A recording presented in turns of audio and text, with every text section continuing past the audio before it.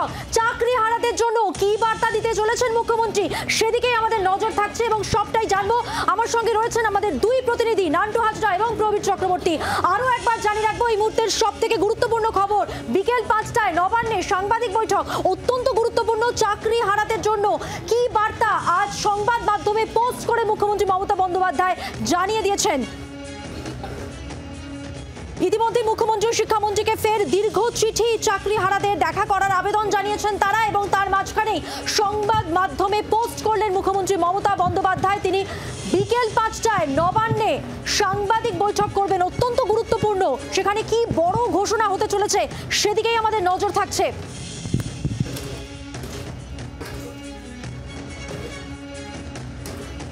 আমি কথা বলবো, আমার সঙ্গে রয়েছেন আমাদের দুই প্রতিনিধি।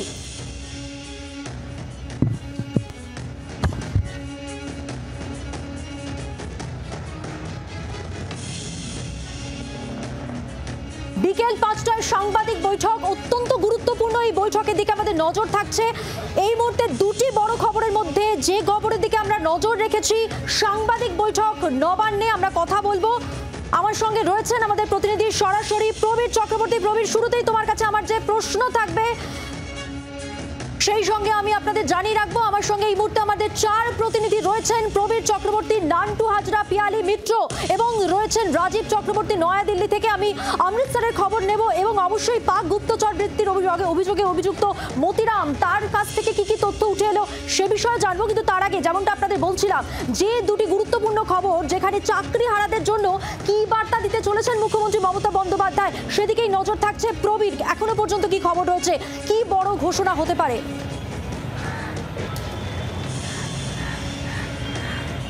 দেখো, চাকরিহারা শিক্ষকরা তারা কিন্তু তাদের আন্দোলন চালিয়ে যাচ্ছেন।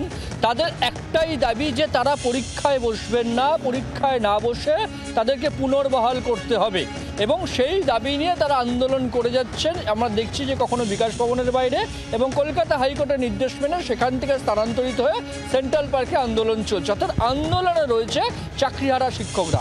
অন্যদিকে রাজ্য সরকারের তরফ থেকে ক্রমাগত আশ্বাস দেওয়া হচ্ছে যে রাজ্য সরকার আইনি দিক থেকে সব রকম সাহায্য করছে। একদিকে রিভিউ পিটিশন দাখিল করা হয়েছে সুপ্রিম কোর্টে, পাশাপাশি শিক্ষা দপ্তর তারা আন্দোলনকারীদের সঙ্গে বৈঠক করছে। পাশাপাশি দাঁড়িয়ে মুখ্যমন্ত্রী মমতা বন্দ্যোপাধ্যায় তিনিও কিন্তু বারবার আশ্বস্ত করছেন চাকরিহারাদের যে সব রকম সহায়তা দেওয়া হবে, এবং চাকরিহারাদের পাশে রয়েছে, তাদের প্রতি সহানুভূতি রয়েছে। মুখ্যমন্ত্রী মমতা বন্দ্যোপাধ্যায় বারবার জানিয়ে যাচ্ছেন, কিন্তু আন্দোলন চলছে এই মুহূর্তে দাঁড়িয়ে।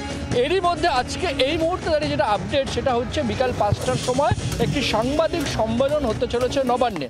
সেই খবর স্বয়ং মুখ্যমন্ত্রী মমতা বন্দ্যোপাধ্যায় সমাজ মাধ্যমে পোস্ট করেছেন যে বিকাল 5টার সময় নবান্নে তিনি একটি গুরুত্বপূর্ণ সাংবাদিক সম্মেলন করতে চলেছেন। সুপ্রিম কোর্টের নির্দেশিকা মেনে অত্যন্ত গুরুত্বপূর্ণ এই সাংবাদিক সম্মেলন চাকরিহারা শিক্ষক ভাই বোনেদের জন্য। কে পোস্ট করেছেন? মুখ্যমন্ত্রী মমতা বন্দ্যোপাধ্যায় নিজেই সমাজ মাধ্যমে এটা জানিয়েছেন। সুতরাং স্বাভাবিকভাবেই একটা কৌতূহল তৈরি হয়েছে যে মুখ্যমন্ত্রী কি ঘোষণা করতে চলেছেন, মুখ্যমন্ত্রী কিন্তু বড়সড় ঘোষণা করতে চলেছেন। এই কৌতূহল কিন্তু এই মুহূর্তে চাকরিহারা শিক্ষক শিক্ষিকাদের মধ্যে তৈরি হয়েছে, এবং মুখ্যমন্ত্রী নিজে তার সাংবাদিক সম্মেলন এবং তার বিষয়বস্তু কি সেটা কিন্তু জানিয়েছেন। বাংলার আওয়াজ, বাঙালির আবেগ, জি 24 ঘন্টা।